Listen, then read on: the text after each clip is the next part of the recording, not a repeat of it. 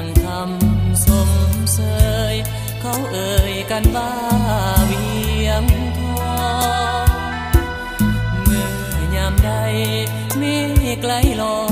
ยละล่องบอกเห็นหน้านวลน้องแล้วต้องส่วนให้อาวรงามผ่องสีเนื้อนารีใดใดเจ้าสร้างบุญบางใดเสริมส่งให้เจ้างามงามเด่นเพียงใดห้องหัวใจเจ้าวางบนอ้ายขาดคู่สอนยามนอนแล้วเศร้าโศกสัน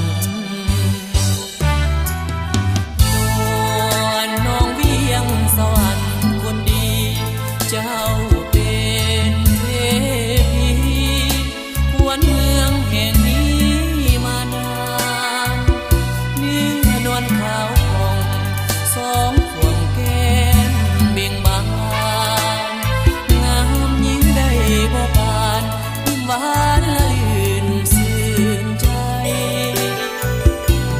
เมืองสวรรค์ปานเจ้าให้งามเด่นเมนสายใดได้เห็น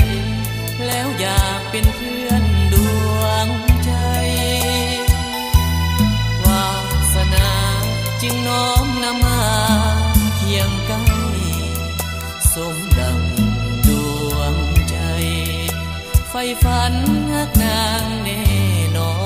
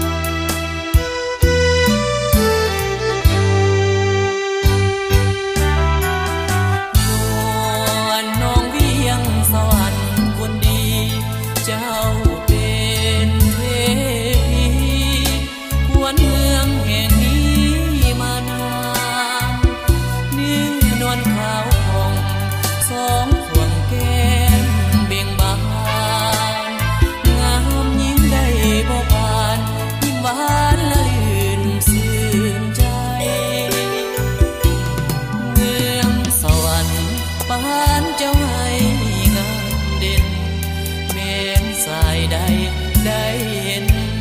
แล้วอยากเป็นเพื่อนดวงใจวาสนาจึงน้อมนำมาเคียงใกล้สมดังดวงใจไฟฝันฮักนางแน่